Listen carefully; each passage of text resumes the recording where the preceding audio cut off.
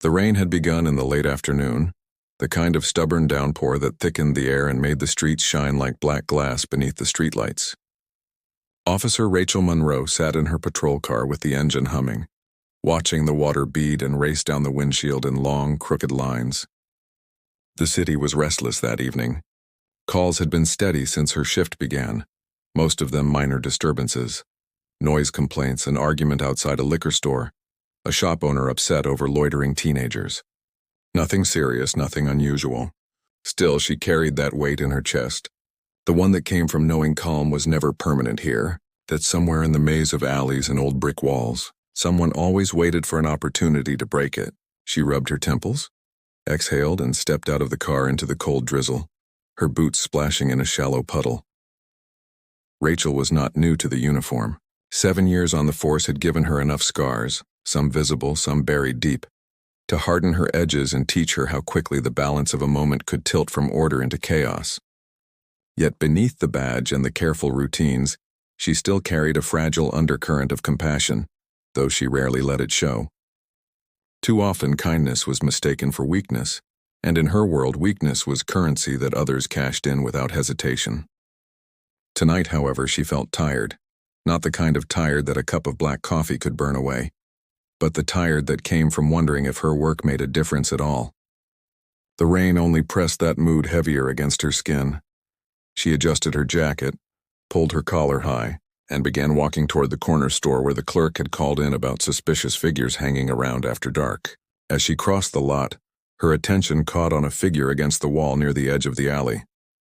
A man, tall but bent at the shoulders with a coat so frayed it seemed more like stitched shadows than fabric. He was older, perhaps mid-40s, though it was hard to tell through the weathered lines of his face. His skin was dark, almost glowing beneath the wet streetlight, and his beard hung unevenly, streaked with gray.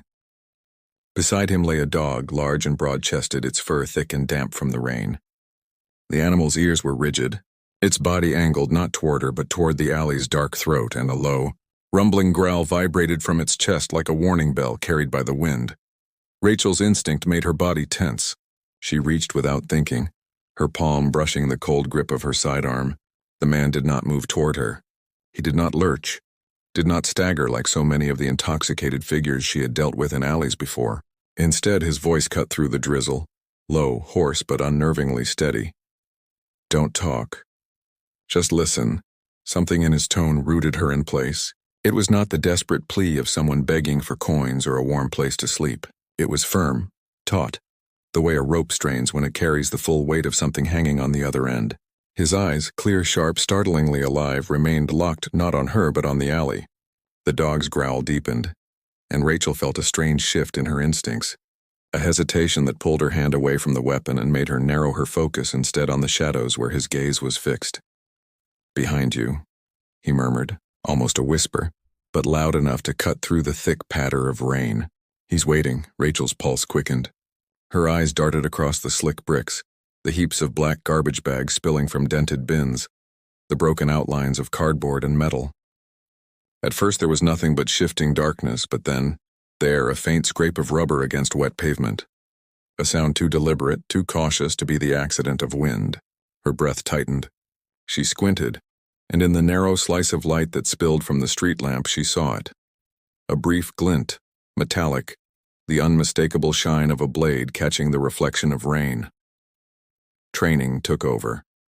She pivoted on her heel, knees bent, eyes sharp, one hand already freeing her weapon from its holster. Her voice rose in a command. But before the words even left her lips, motion exploded in the corner of her vision.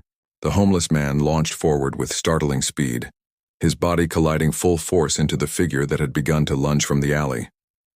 The dog barked, a deep, sharp crack that echoed like thunder in the narrow passage, circling instantly, teeth bared, ready to strike. Rachel steadied herself, her gun raised, breath anchored in her chest. She saw the flash of steel, the attacker's arm swinging wildly inches from her. The homeless man wrestled him down, rain splattering off their struggle, his grip locked around the man's wrist with desperate strength. The knife wavered, catching light as it was forced away from her body. So close she could feel the sharp draft of its arc. For a suspended second it was chaos. Rain, breath, muscle, the hot sting of adrenaline surging through every nerve. She fired a warning shot into the night sky, the thunderous crack tearing open the moment, freezing the attacker with shock. That hesitation was enough. The homeless man twisted hard, wrenching the knife loose. It fell, clattering against the pavement, sliding into the floodwater rushing toward the gutter. Rachel kicked it further out of reach and advanced, her flashlight beaming directly into the assailant's eyes. The man tried to rise, but the growl of the dog circling close forced him still. Within seconds, Rachel snapped the cuffs around his wrists, her hands firm, voice sharp as she recited the arrest. The metallic click of the lock marked the end of the frenzy, leaving only the rain and the rasping breaths of 3 bodies trying to steady themselves in its aftermath. Rachel held her weapon steady a moment longer, eyes fixed on the subdued attacker. When his shoulders sagged in defeat, when the fight finally drained from him, she allowed her gaze to shift. The homeless man leaned back against the wall, soaked to the bone, his chest heaving, hair plastered across his forehead. His arm bore a fresh cut, blood mixing with the water streaming down his coat, yet his eyes remained sharp, unwavering. Beside him, the dog stood tall, hackles still raised, a living shield between him and the world. Rachel lowered her weapon, her breath catching in her throat as the enormity of what had just transpired sank in. She had been seconds from a blade, seconds from a possible end, and this man, this stranger overlooked by the city, dismissed by countless eyes that passed him each day without recognition, had saved her life. She met his eyes, and for the first time that night, she felt the weight of her own assumptions pressing down like a heavy stone. "Thank you," she whispered, the words raw but unshakably true.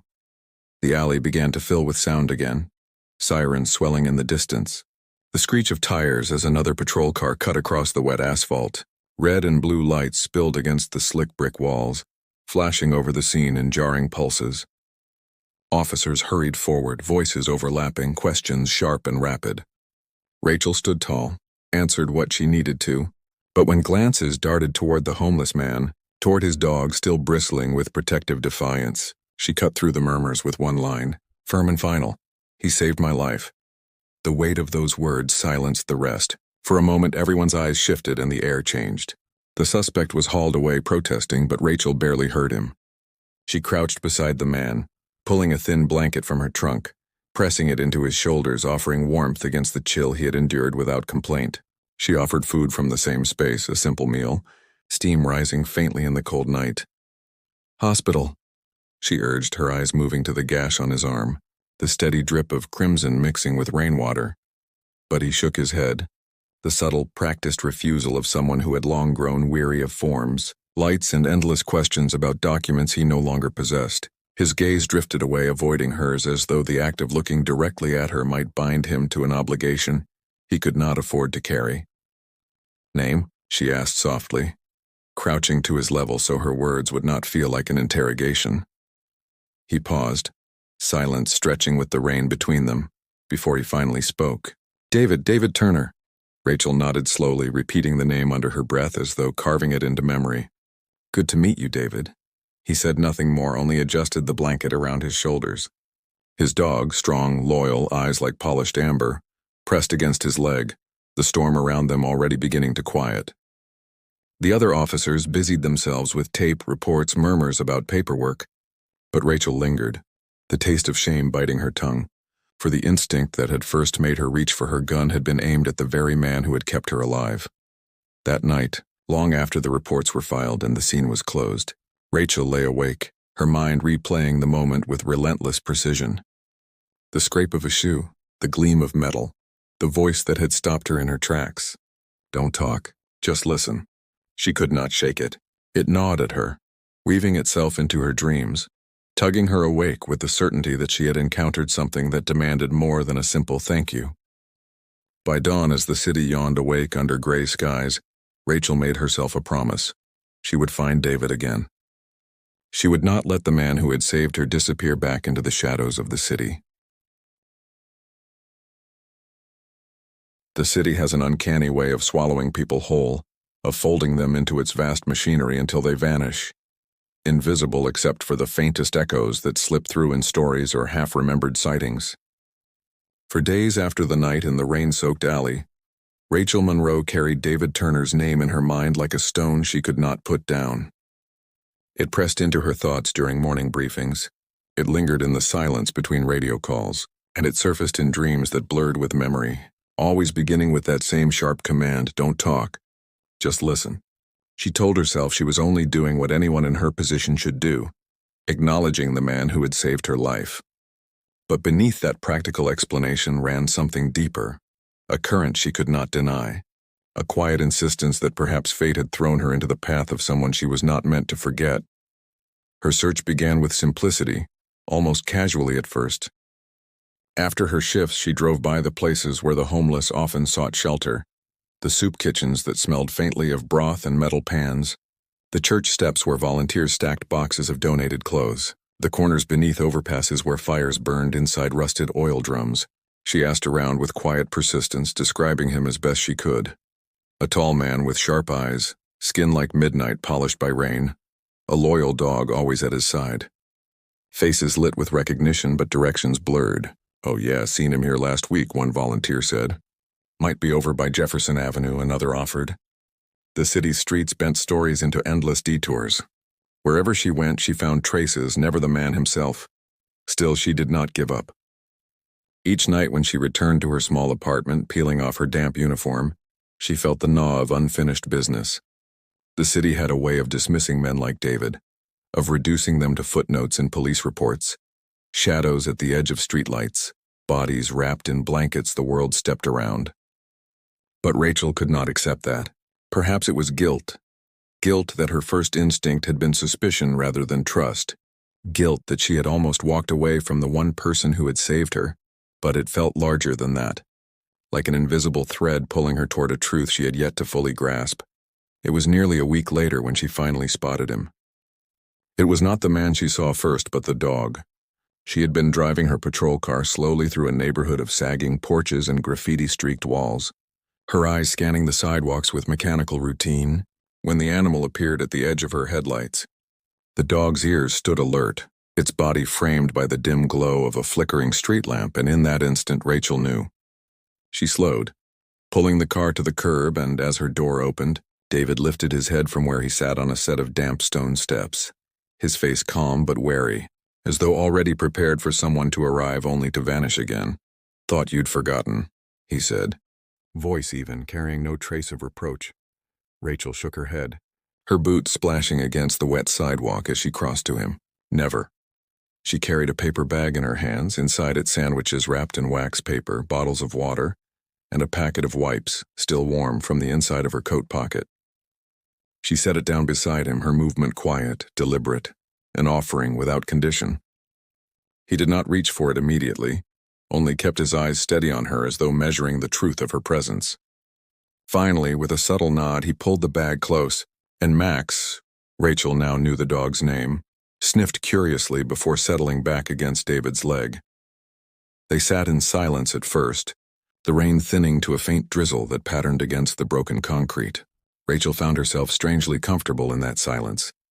In her world, conversations often carried weight. Questions loaded, answers defensive, every word documented and filed into reports that rarely captured the human truth beneath them. But with David, silence was different. It was a space that did not need to be filled, a place where simply sitting side by side could carry meaning. "Why did you do it?" she asked at last, her voice quiet but firm. David's hand moved slowly, stroking Max's ear as his eyes fixed on the dark stretch of pavement before them. "Because no one else would," he answered simply. Then, after a pause, he added, "And because when you looked at me, you didn't look like I was trash." The words hung heavy in the air, compact and raw, shifting something inside Rachel's chest. She had no ready reply. She wanted to tell him he was wrong, that she had not looked at him with judgment, but honesty forced her to stay silent. She remembered too well the instinctive reach for her weapon, the flicker of suspicion she had allowed to cloud her first impression. Shame pressed against her ribs, sharp and unrelenting, but she held his gaze, unwilling to hide behind excuses. "Thank you anyway," she said finally, the words carrying the weight of all the unspoken truths between them. That night marked the beginning of something fragile, something neither of them dared to name. Over the weeks that followed, a rhythm formed. Sometimes she brought him hot coffee in a paper cup, sometimes a dry blanket folded neatly under her arm, sometimes just 10 minutes of conversation stolen between the demands of her shift. She learned that David did not give away pieces of his past easily, but fragments emerged like glimmers through cracks in stone. There had been an accident years ago, he admitted one evening. One that left him with hospital bills so heavy they buried the rest of his life beneath them. Work lost, home gone, the slow unraveling that followed until the streets themselves became both prison and refuge. Yet within those cracks lay anchors that refused to break. Rachel discovered he spoke several languages, that he remembered streets like a living map, that his hearing could pick details others missed, that Max had saved him more times than he could count from dangers both human and unseen. "He's sharper than any police radio," David said once, half joking but half true. Rachel believed him without needing proof. One night, a storm lashed against the city with merciless force, rain slicing like knives through the underpass where she found him huddled with Max. She pulled her patrol car beneath the bridge, the headlights carving a pale tunnel through the sheets of water, and she stepped out, coat clutched tightly around her. "Come to the station tonight," she urged, not as an order but as an invitation. "It's dry. There's food." David hesitated, his body taut with unease. White lights and questions never sat well with him. He had seen too many doors close behind him, too many systems that measured his worth by numbers and documents rather than the sharp clarity of his eyes, or the loyal strength of the dog pressed against him. But Max nudged his knee, a quiet push as if urging him forward, and at last he gave a reluctant nod. At the station, the room shifted as they entered. A few hard looks swept over him, the kind of glances Rachel had grown used to reading. Curiosity edged with dismissal, suspicion that clung stubbornly to uniforms and hallways. But she cut through it with the same line she had spoken that night in the alley, a line that reset the air around them. "He saved my life." David ate quietly, his posture guarded even as warmth returned to his body. He slept on a folding bed in a side room. Max curled at his feet, and by morning he was gone, slipping back into the city with the dawn. "Feels strange," he had said softly before leaving. "Like I don't belong, but also like I remember I'm still someone." Rachel had looked him in the eyes then, steady and unwavering, and answered, "You never lost that." Peace never lasted long in their world. One gray afternoon she found herself speeding toward the edge of a warehouse district, her headlights cutting across cracked concrete and rusted fences. Reports had come in of trouble, and as she turned the corner, her stomach twisted at the sight. 3 young men, faces shadowed by hooded sweatshirts, cornering David against a wall, their hands yanking cruelly at Max's leash, their mouths twisted with laughter. She slammed her brakes, siren flashing, and the scene shattered. The boys scattered like startled crows, vanishing into the labyrinth of warehouses as another patrol car's siren wailed in the distance. David's face was bruised, scratches running along his arm where he had tried to protect his dog. Rachel cleaned the wounds with her kit, her hands gentle but firm. "You don't owe me," he said quietly, his voice strained but resolute. She pressed the bandage against his arm, sealing it with a promise she could not fully explain. "You saved me first." That night, as rain drummed once more against the city's endless surfaces, she slipped a folded note into the pocket of his coat. "If tomorrow is too heavy, sit on the old church steps. I'll come." David never sat waiting. Survivors rarely did, but he kept the note. And sometimes simply having something to keep was the difference that mattered. The call came just as Rachel was preparing to end her shift, the kind of call that claws at every nerve before the details are even clear. A child missing, 7 years old, last seen in Central Park not long after dusk. The mother's voice had been trembling when the dispatcher relayed the report, and the father's tone, barely audible, had cracked with a desperation Rachel had heard only a few times in her career. Missing persons were never easy, but when it was a child, the entire city seemed to pause, every passing second pressing heavier on the chest of those tasked to find them. Rain fell again that night, steady and cold, and the park was a labyrinth of slick paths, playground equipment glistening like bones under street lamps, and low sheds tucked into corners where shadows pooled.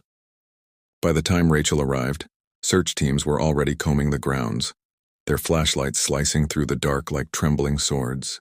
Radios squawked with clipped exchanges, officers calling the child's name again and again, their voices thinning as the night stretched longer.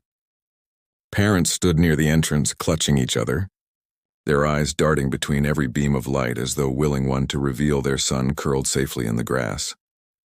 Rachel moved quickly, checking the perimeters, her eyes sweeping over the footprints in mud, broken twigs, the subtle disturbances in the soaked earth. She knew too well how time worked against them. The city was vast, but even within the confines of the park, danger could sprout from 100 hidden places. She felt her heartbeat in her throat, sharp and unrelenting, when she caught sight of a familiar shape moving toward her from across the field. Max appeared first, ears pointed, nose low to the ground, his body carrying a tension that suggested more than curiosity. A moment later, David followed, his dark coat soaked through, his stride steady and certain. Rachel blinked, almost disbelieving, before relief surged through her. "David," she breathed, hurrying to meet him. "You need a nose tonight," he said without preamble, his voice calm but edged with urgency. Max can help. Protocol rose like a barrier in Rachel's mind. Civilians were not part of official searches, especially not civilians without records, without clearance, without the safety net of a system that could vouch for them. But as she looked at David, as she saw Max's sharp focus, she knew the truth. There was no time for paperwork, no time for debates. The child's life outweighed every rule. She pulled a small scarf from her evidence bag, one the mother had pressed into her hands moments earlier. "He wore this earlier," she explained, handing it to David. David crouched, offering the scarf to Max. The dog buried his muzzle deep into the fabric, inhaling slowly, his body stiffening with recognition. A second later, he pulled forward on the leash, strong and certain, his path cutting across the wet grass with a determination that carried no hesitation. Rachel and David followed close, weaving between swings and benches, their breaths clouding in the cold. Other officers glanced their way, some with raised brows, but Rachel silenced the questions with a sharp gesture. She had chosen her faith, and she would stand by it. Max led them toward the service sheds at the park's edge, their walls warped with peeling paint, their doors locked with rusted metal. Rachel paused, listening, the rain filling her ears, but David tilted his head, his eyes narrowing. "In there," he whispered. "I hear breathing." Held back, but there. An officer nearby frowned, skeptical. "You can't possibly—" But Rachel cut him off with a sharp nod. "Break it." The lock snapped with a screech, the door swinging inward to reveal darkness that reeked of damp wood and dust. In the far corner, curled against the wall, was the child, small, shivering, eyes wide with fear, clutching his raincoat like a shield. The cry that tore from the mother's throat moments later carried across the park, raw and overwhelming as she swept him into her arms. Relief cracked through the night like lightning, washing over the team in a wave that loosened every tight jaw, every clenched fist. In the middle of that storm of tears and gratitude, David stepped back, his hand resting gently on Max's head. The dog wagged his tail once, then pressed close against his side. David's eyes, sharp and watchful, softened only slightly, as though accustomed to moments that flared bright before fading back into shadows. When others began to turn toward him, their attention piqued by whispers of who had found the boy, David moved toward the edge of the field, slipping away before recognition could take root. Rachel followed, catching him near the tree line where the darkness thickened. "David," she called softly, halting him. He turned, his face unreadable in the dim light. She stepped closer, her voice steady but threaded with something she could no longer hide. "Thank you, again." He shrugged faintly, his gaze lowering. Max knew. "I just followed." But Rachel shook her head, her eyes locking on his. "You heard him. You saw what no one else did. That was not luck. That was you." For a moment, silence hung between them, heavy with truths neither dared to fully speak. Then David gave a small nod, his shoulders sagging with weariness. "Sometimes it feels easier to disappear," he admitted, his voice low. "But tonight, maybe it was good I stayed visible." Rachel wanted to say more, to tell him she would not let the city erase him again, but the words caught in her throat. Instead, she placed a hand gently on his arm, grounding him in that moment, letting the weight of her gratitude carry through her touch. "You matter," she said simply, each syllable deliberate. "Never forget that." The next morning, her determination hardened. She gathered the evidence, the reports from the knife assault in the alley, the bruises from the warehouse incident, the child found in the shed, and she laid it all out before Captain Miller, her voice firm as she recounted every detail. At first, Miller's expression was flat, seasoned with the skepticism of a man who had heard too many stories dressed as miracles. But Rachel did not waver. She pressed on, building her case piece by piece until silence filled the office. This isn't anecdote, she concluded. This is fact. David Turner is not just surviving out there. He's saving lives. He is a gap filled in this precinct. Languages, instincts, knowledge of these streets that none of us can match. We cannot ignore that. Miller's pen stilled. He leaned back slowly, eyes narrowing in thought before he finally exhaled. Bring him in. I'll listen. It was not a promise, not yet. But it was a door cracked open, and Rachel knew that sometimes that was enough to change everything. That evening, under the glow of cold neon and the rattle of the station's old coffee machine, David Turner crossed the threshold with Max at his side. His steps were cautious, his grip on the leash tight, but his back was straighter than she had ever seen it. For the first time in years, perhaps, he was not entering as a shadow but as someone stepping into the light, no matter how harsh or uncertain it might be. The station had never felt so loud. Phones rang in sharp metallic bursts, keyboards clattered with restless fingers, and the steady rhythm of boots against linoleum seemed to echo louder than usual. Yet amid the commotion, the moment David Turner stepped through the precinct doors with Max by his side, silence seemed to curl around them like a shadow. Officers looked up from their desks, conversations broke mid-sentence, and expressions flickered with the kind of curiosity that was never entirely free from judgment. A homeless man and his dog walking into the heart of law enforcement was not a sight the precinct had prepared itself to welcome. Rachel walked beside him deliberately, her posture steady, her gaze sharp enough to remind those watching that this man was not intruding but invited. David's grip on Max's leash was firm, his knuckles pale against the dark leather. The dog's ears twitched, his eyes scanning the room with cautious vigilance, sensing the unease that hung in the air like static. For David, every step into that bright, sterile space felt like stepping onto foreign soil. He had spent years surviving in alleys and underpasses in places where invisibility was armor. Now every fluorescent light exposed him. Every sidelong glance reminded him of the fragile line he was walking. His back was straight, but his chest felt tight, as though each breath had to fight its way free from the weight pressing against it. Rachel guided him through the maze of desks, her pace unhurried, her presence acting as both anchor and shield. She could feel the eyes following them, some curious, some skeptical, a few openly disapproving. But she ignored them all. She had promised David that this was not charity, not pity, but purpose, and she intended to make the room understand it too. When they reached Captain Miller's office, she knocked once before pushing the door open, gesturing for David to enter. Miller sat behind his scarred wooden desk, his pen tapping in its habitual rhythm as his eyes lifted to meet theirs. His expression was unreadable, a mask perfected over decades of weighing stories against facts, hope against protocol. He leaned back slightly, studying David with a gaze that was neither hostile nor welcoming, merely assessing. "Mr. Turner," he said finally, his voice even, "I hear you've been busy." David did not flinch, though the words carried the weight of a test. He nodded once, his voice low but steady. "I was in the right place at the right time." Rachel stepped forward, unwilling to let humility dilute the truth. "He has been more than that, sir. He saved me the night of the assault in the alley. He stopped those kids from hurting him and his dog until backup arrived. And last week, he and Max led us to a missing child. That boy would not be home tonight if it weren't for them." Miller raised a hand, halting her momentum. His eyes never left David. "Tell me about yourself. What did you do before?" The question cut deeper than it appeared. David hesitated, the silence stretching before he answered. "I worked docks. Loading, shipping, long hours, heavy freight. Did some Spanish classes back when I had a roommate who spoke it fluently. Nothing fancy, just work. Then the accident came, bills came after, and the rest slipped." His tone was matter-of-fact, not defensive, but there was a weight in it. The weight of someone who had explained his collapse too many times to strangers who stopped listening after the first sentence.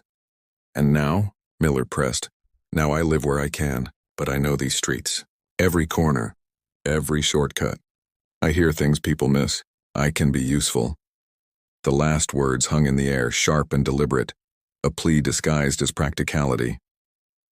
Rachel watched Miller closely, her chest tight with anticipation. She could see the captain weighing the risks, the politics, the murmur of gossip that would surely spread if he brought a man from the streets into their ranks, even in a limited capacity. For a long moment, silence stretched. broken only by the faint hum of the lights above. Then Miller set his pen down, the sound sharp against the desk. "Part-time," he said at last. "Interpreter for immigrant families. Field guide when needed.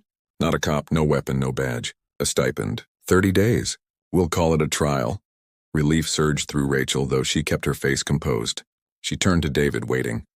His shoulders were taut, his eyes searching hers as though to confirm that this was real, that it was not some cruel trick of bureaucracy. "This isn't charity," she whispered, leaning close enough for only him to hear. "It's purpose. Take it." David inhaled slowly, Max pressing against his leg as if sensing the decision before it was spoken. Finally, he nodded. "I accept." The first day was harder than either of them anticipated. David arrived in an old but clean shirt, his hair combed. Max wearing a new collar Rachel had quietly bought, its small tag clicking each time he tilted his head.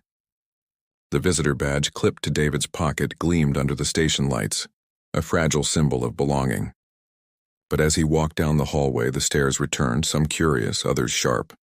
The kind of looks that measured him not by his actions but by the invisible weight of his past. Rachel walked beside him, silent but unwavering, her presence a quiet declaration that he was not alone.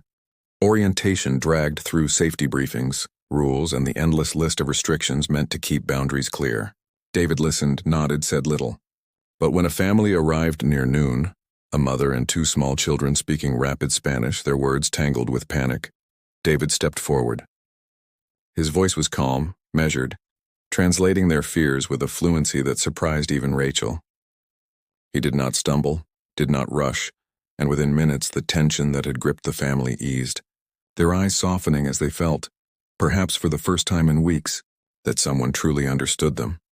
It was a small moment, but Rachel saw the shift ripple through the room.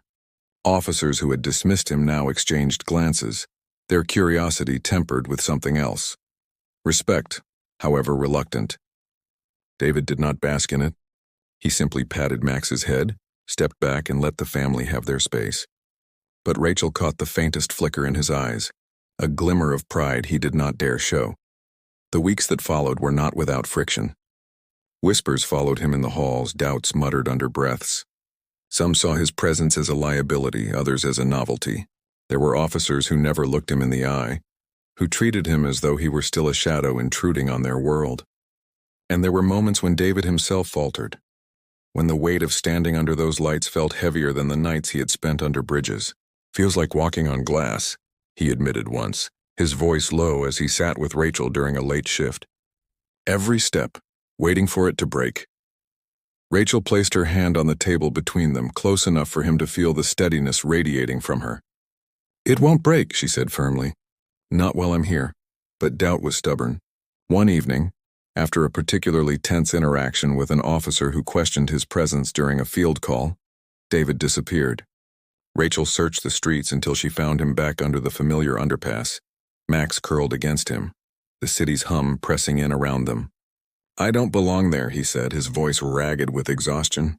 "Every look reminds me I'm an intruder." Rachel crouched, rain soaking into her uniform, her eyes burning as she met his. "You saved a child's life. You've given families a voice. You saved me. If that's what an intruder does, then maybe we need more of them."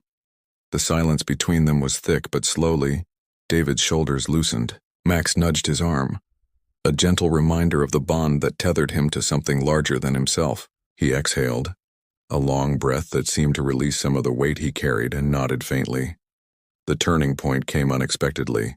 A call erupted one night about a dispute in a crowded apartment block where immigrant families lived side by side in fragile balance. Officers struggled to calm the chaos. Voices rose in Spanish, arguments tangled with fear. But when David stepped forward, the tide shifted. He listened, translated, mediated with a patience that drew the sting from the air.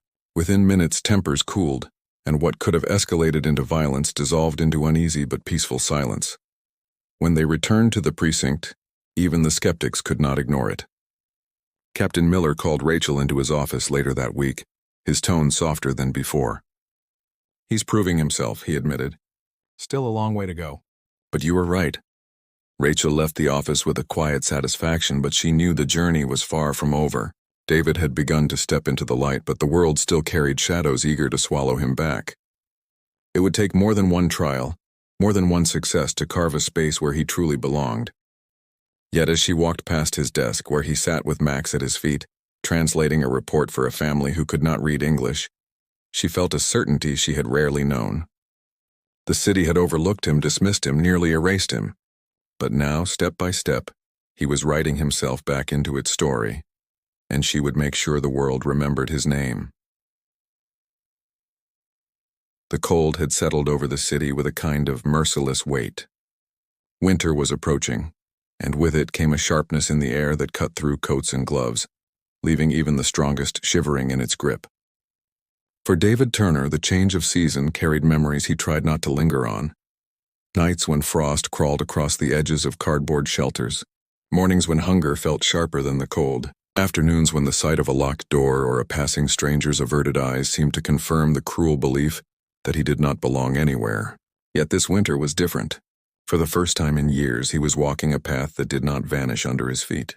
Each morning he arrived at the precinct, his shirt clean, his visitor's badge clipped neatly to his chest, Max padding beside him with his new collar gleaming faintly in the pale light. He still carried his past on his shoulders, but now there was purpose anchoring him forward, a rhythm of tasks, conversations, and responsibilities that reminded him daily he was still someone. The days blurred into weeks, and Rachel watched the transformation with a mixture of pride and cautious hope. She saw the way David carried himself straighter, the way his eyes no longer darted immediately to exits but sometimes lingered on the faces of those he helped. She saw how Max became something of a quiet fixture at the precinct, his presence both comforting and commanding, a living symbol of loyalty that softened even the hardest of skeptics. Yet she also knew progress was fragile. Every victory carried the risk of being undone by a single failure. Every new step forward haunted by the possibility of being shoved back into the shadows. That test came sooner than anyone expected. It was a frigid night when the call came in. A fire at a crowded tenement building on the east side of the city. The structure was old, its wiring faulty, its walls thin and brittle from decades of neglect. Dozens of families lived crammed inside, many of them recent immigrants who spoke little English, who trusted quietly in the city's ability to keep them safe even as it ignored them in every other way.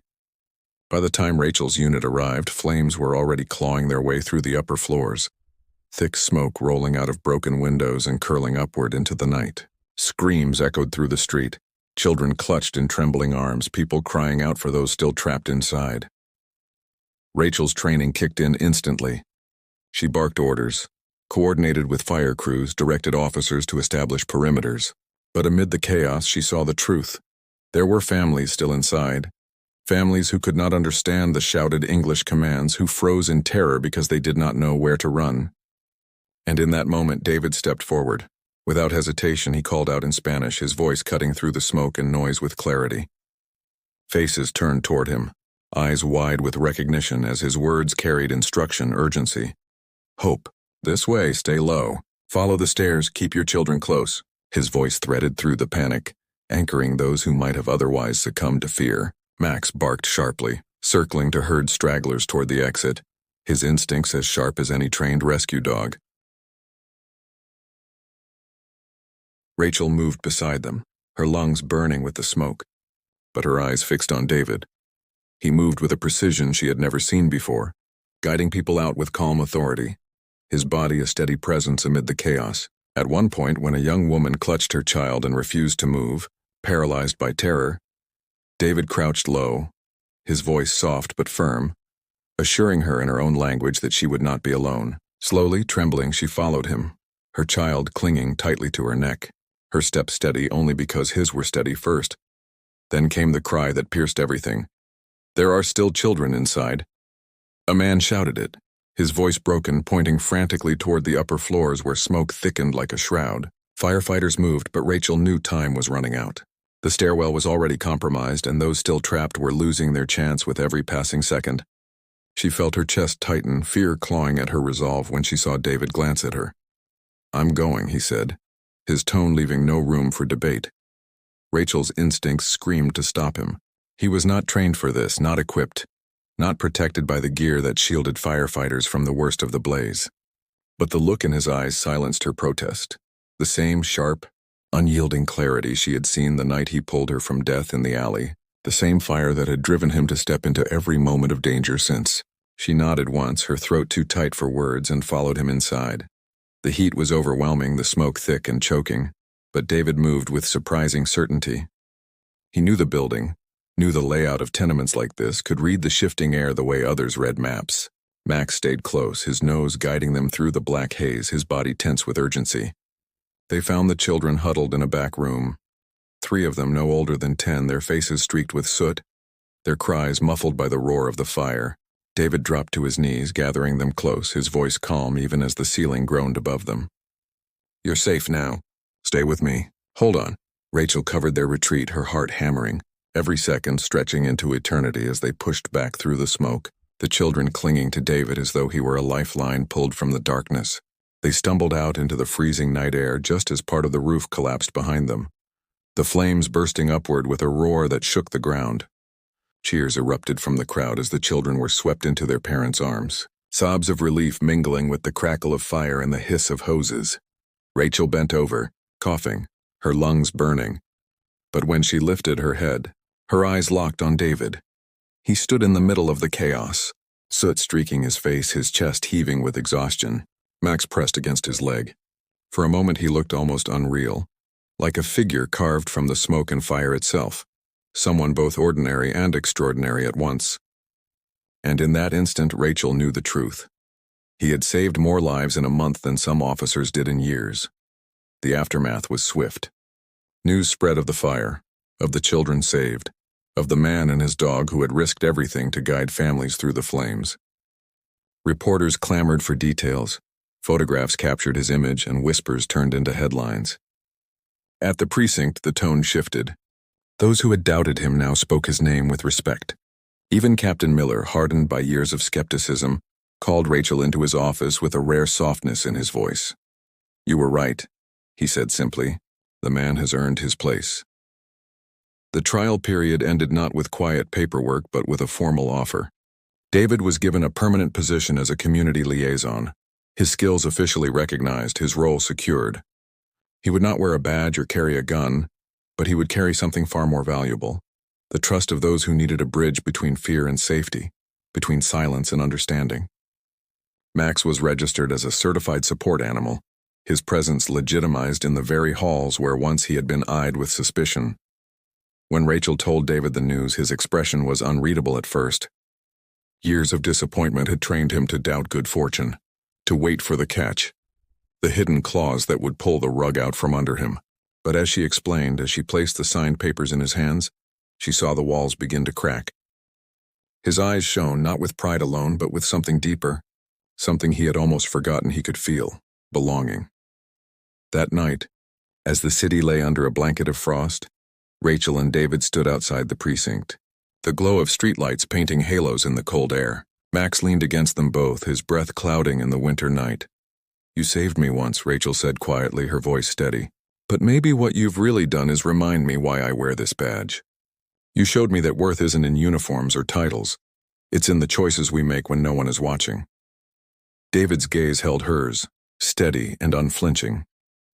"I only did what I could. What anyone should know," she said firmly, shaking her head. "Not anyone. You." For a long moment neither spoke, the silence heavy with the truth of all they had endured. Then David exhaled, a breath that seemed to carry years of weight into the cold air, and nodded slowly. "Then maybe I was meant to stay visible after all."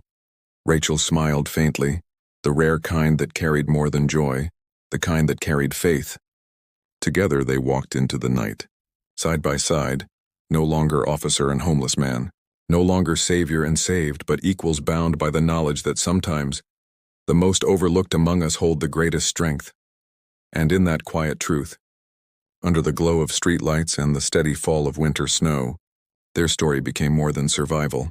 It became proof that redemption is possible, that dignity can be reclaimed, and that even in the darkest corners of a city that forgets too easily, humanity can still burn brighter than any flame.